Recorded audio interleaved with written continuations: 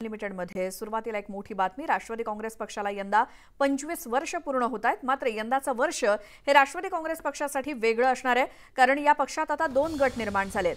पक्षफुटीनंतरचा हा पहिलाच वर्धापन दिन आहे आणि अजित पवार मुंबईतल्या षण्मुखानंद हॉलमध्ये वर्धापन दिन साजरा करणार आहेत। तर राष्ट्रवादी काँग्रेस शरदचंद्र पवार पक्षाचा वर्धापन दिन हा अहमदनगरमध्ये होणार आहे। या निमित्तानं लोकसभा निवडणुकीतील यशाचा विजय मेळावा होणार आहे आणि निवडणुकीत मिळालेल्या विजयानंतर नगर शहरामध्ये पहिला विजय मेळावा या निमित्तानं होणार आहे। विजयोत्सव साजरा करणं आणि आगामी विधानसभा निवडणूक हाच या मेळाव्याचा अजेंडा आहे। या मेळाव्याला लोकसभा निवडणुकीत निवडून आलेले सर्व खासदार उपस्थित असतील, तर शरद पवार यावेळी मोठी घोषणा करण्याची शक्यता आहे।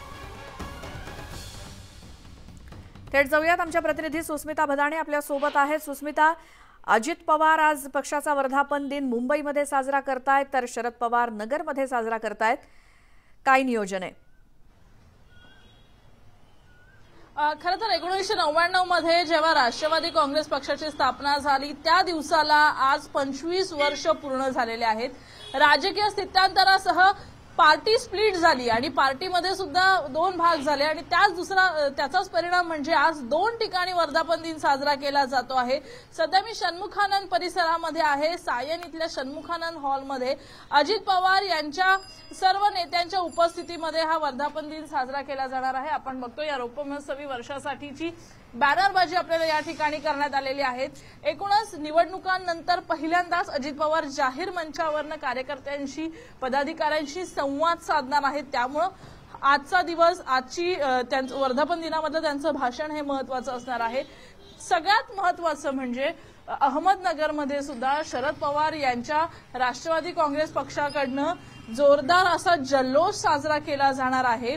आजच्या दिवशी राष्ट्रवादी काँग्रेसच्या पक्षानिमित्त काही महत्त्वाच्या घोषणा सुद्धा स्वतः शरद पवार करण्याची शक्यता आहे।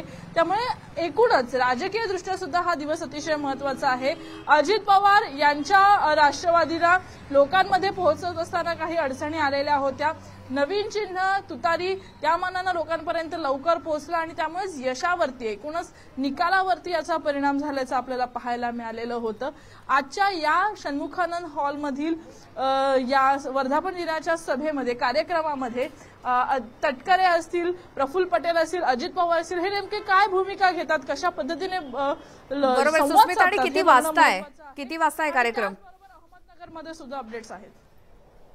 साधारणपणे 11 वाजता या संपूर्ण कार्यक्रमाला सुरुवात होणार आहे आणि आतमध्ये आपण जर बघितलं तर आतापासूनच आसन व्यवस्था ही तयार आहे, सज्ज आहे। वातावरण मात्र सायन परिसरामध्ये राष्ट्रवादीमध्ये झालेलं दिसतंय। बिलकुल सुस्मिता, थोडंसं थांबवते आणि आता आपण जाऊयात नगरमध्ये। तिथे साहेबराव कोकणे आपले प्रतिनिधी आपल्या सोबत आहेत। अजित पवार गटाचा मुंबईमध्ये, तर शरद पवार गटाचा अहमदनगरमध्ये, म्हणजे एक प्रकारे पक्षाचा 25वा वर्धापन दिन सुद्धा आणि लोकसभेमध्ये मिळालेल्या यशाचा विजयोत्सव सुद्धा शरद पवार गटाकडून केला जाईल। तर त्यासाठी काय नियोजन आहे साहेबराव नगरमध्ये? सध्या खरंच राष्ट्रवादीमध्ये उभी फूट पडल्यानंतर आणि त्यातच लोकसभेची निवडणूक झाल्यानंतर या निवडणुकीमध्ये शरदचंद्र पवार पक्षाला जे आहे ते घवघवीत यश मिळालं आहे। आणि नगरमध्ये घेण्याचं कारण एक असावं, कारण विखे परिवाराविरुद्ध त्यांचा संघर्ष हा जुना आहे आणि त्या संघर्षाची जी कांगोरी आहे ते विखे पाटलाच्या परिवाराला पहिल्यांदाच निलेश लंके या खासदारांनी हरवलेलं आहे। त्यामुळं याला विशेष प्राप्त आहे, कारण ज्या प्रमाणावरती महाराष्ट्रामध्ये शरदचंद्र पवार गटाला ते यश मिळालं आहे, तर यशाचा विजय उत्सव ते साजरा करणार आहे, तेही नगरमध्ये। याच्यामध्ये प्रामुख्याने शरद पवार काय बोलणार आहे याकडे सगळ्यांचं लक्ष आहे, कारण एवढं यश मिळाल्यानंतर पुढे वाटचाल कसा असेल किंवा कशा पद्धतीने विधानसभेला सामोरे जायचं। आज तरी महाराष्ट्रामधले सगळे नेते म्हणजे शरद पवार, जयंत पाटील असू द्या किंवा सुप्रिया सुळे असू द्या, हे सगळे नेते नगरमध्ये येणार आहेत। त्यांची ही तयारी आपण पाहू शकतो। मोठ्या प्रमाणावरती जल्लोष जो आहे तो साजरा करणार आहे, मोठी तयारी सुरू आहे।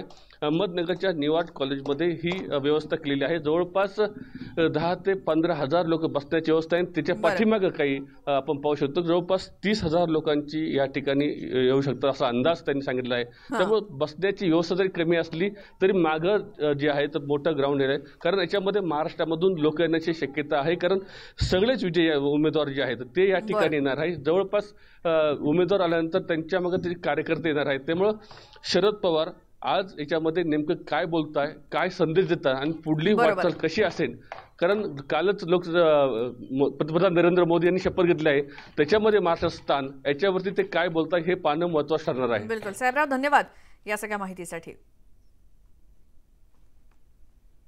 आणि आता पुढची बातमी.